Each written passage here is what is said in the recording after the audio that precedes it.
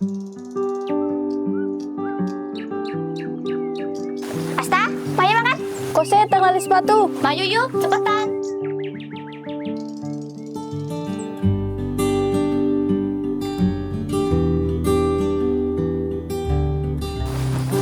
Hehehe, jebule sekolah dia nandur banget ya. Cara kau pada bahaya ora sih? Ih, iya ya. Jangan tahun guru Bayo, mesti ngerti. Ya. Ayo.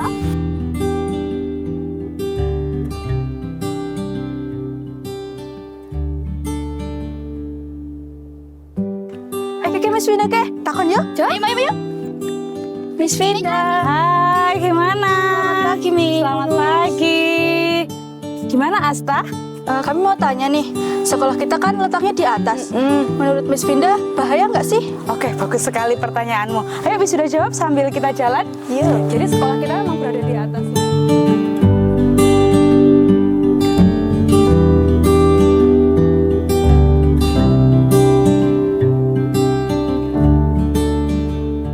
Baik, nama saya Novinda Dian Puspito, Sarjana Pendidikan. Saya mengajar di SMP Negeri 3 Pakedongan, mengajar mata pelajaran informatika. Mengutip perkataan penuh makna dari Ki Hajar Dewantara, yaitu setiap tempat adalah sekolah dan setiap orang adalah guru, menjadi latar belakang kami untuk melakukan pembelajaran ini. Sekolah adalah tempat bertumbuh bukan hanya bagi murid, namun juga bagi guru.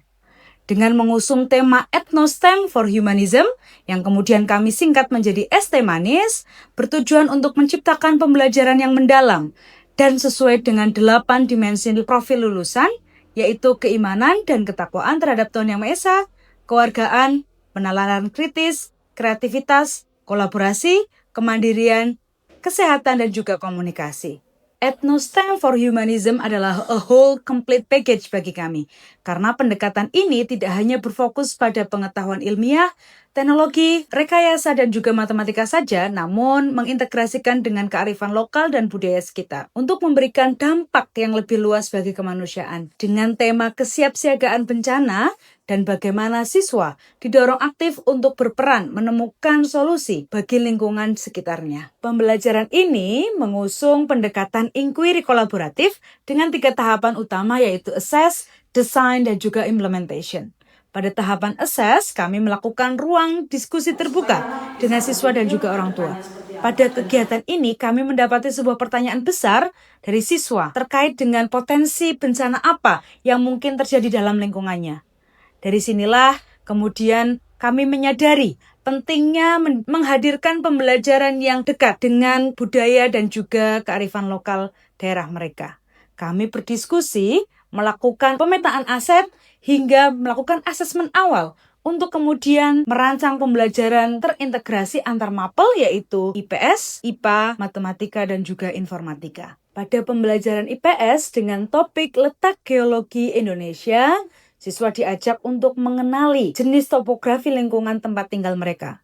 Dengan berkolaborasi, mereka melakukan pengamatan lingkungan sekolah yang berada di ketinggian atau di lereng. Jika kita amati, sekolah kami berada di ketinggian, yang mana lokasinya lebih tinggi daripada bangunan-bangunan lain. Dari sinilah mereka kemudian mengambil foto, lalu mereka analisa menggunakan bantuan teknologi yaitu AI, bisa menggunakan ChatGPT atau yang lain sebagainya untuk mengetahui karakteristik lingkungan, jenis tanah, sudut kemiringan, dan juga potensi bencana apa yang mungkin muncul. Pada pembelajaran IPA dengan topik pengukuran, siswa mengaitkan teori ini dengan data yang mereka peroleh dari kelas IPS. Kemudian mereka membuat sebuah alat ukur bernama clinometer, yaitu alat yang mengukur sudut kemiringan suatu objek relatif terhadap bidang horizontal. Alat ini menggunakan bahan yang mudah ditemukan di lingkungan siswa seperti busur derajat, sedotan, benang, dan pemberat. Proses implementasi pengetahuan siswa terlihat pada pembelajaran matematika. Siswa diajak kembali menuju ke lokasi pertama pada pembelajaran IPS, kemudian mereka menggunakan alat clinometer yang mereka buat pada pembelajaran IPA untuk mengukur berbagai sudut kemiringan lereng yang ada di sekolah. Kemudian mereka mengklasifikasikan ke dalam kategori landai, agak curam, curam dan sangat curam. Dari hasil pengukuran didapati data bahwa lingkungan sekolah berada di kategori agak curam hingga curam, yang artinya sekolah perlu melakukan konservasi karena rawan longsor cukup tinggi. Kamu langsung bagi tugas, ada yang gunting, ada yang menulis nama. Sampailah kita pada pembelajaran informatika yang saya ampuh dengan topik pembelajaran berpikir komputasional, dengan tujuan untuk menekankan pada cara berpikir sistematis, kemudian analitis, sehingga menemukan solusi yang tepat untuk masalah yang dihadapi.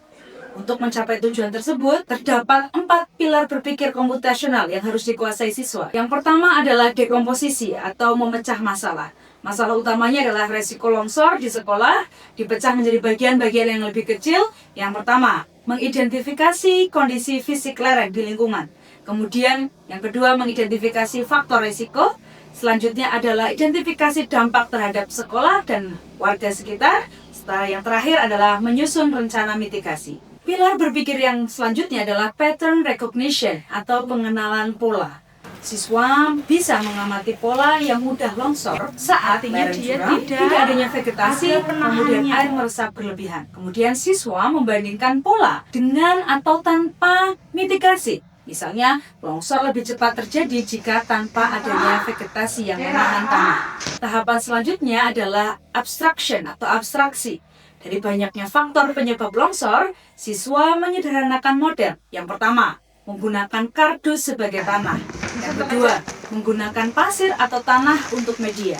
Tanah ini didapatkan dari lingkungan sekolah, karena berbeda jenis tanah juga berbeda kemampuan daya serapnya. Yang selanjutnya adalah air dari botol plastik sebagai hujan. Tahapan berpikir selanjutnya adalah algorithmic thinking atau berpikir algoritma. Siswa menyusun langkah-langkah eksperimen, seperti yang pertama, membuat model lereng dengan kardus, menggunakan sudut tertentu, kemudian menambahkan tanah dan pasir yang mereka dapatkan dari lingkungan sekolah. Selanjutnya mereka mensimulasikan hujan dengan menuangkan sedikit demi sedikit air yang mereka masukkan ke dalam botol yang sudah dilubangi. Kemudian mereka mengamati kapan mulai longsor terjadi. Selanjutnya mereka mengulangi dengan menambahkan variabel penghambat tanah longsor seperti vegetasi buatan. Dari sinilah mereka bisa membandingkan hasilnya. Data hasil pengamatan yang diperoleh kemudian dipresentasikan dan direfleksikan pada pembelajaran apa yang sudah mereka alami. Mitigasi yang direkomendasikan adalah dengan menanam vegetasi jenis rumput vetiver yang mana akarnya dapat mencapai 5 meter, bahkan ada yang mencapai 30 meter. Saya Asri Ratnasari, Kepala Sekolah SMP Negeri 3 Pagedongan, Banjarnegara, Jawa Tengah. Pembelajaran dilakukan dengan model lesson study dan kita melibatkan beberapa mitra sekolah. Di antaranya murid tentunya, kemudian orang tua, kemudian masyarakat, pemerintahan desa, dan mitra sekolah yang sudah biasa terlibat. Di antaranya adalah Badan Penanggulangan Bencana Daerah, Dinas Kehutanan, dan kemudian juga dengan Dinas Kesehatan. Pengalaman pembelajaran kali ini menjadi pengalaman yang luar biasa bagi saya, karena saya dapat mengetahui cara mengukur kemiringan lereng dan mengetahui manfaat akar wangi. Pihak yang dimaksud seperti apa? Tadi kemarin kamu sudah memberi akar wanginya ke siapa? Bibitnya ke siapa? Ke warga sekitar. Saya merasa senang karena bisa membuat alat klinometer dan juga cara pemakaian alat tersebut. Mana bagian pembelajaran yang paling menyenangkan? Menurut saya menyenangkan semua karena bisa belajar di luar ruangan serta langsung praktik menggunakan alat klinometer.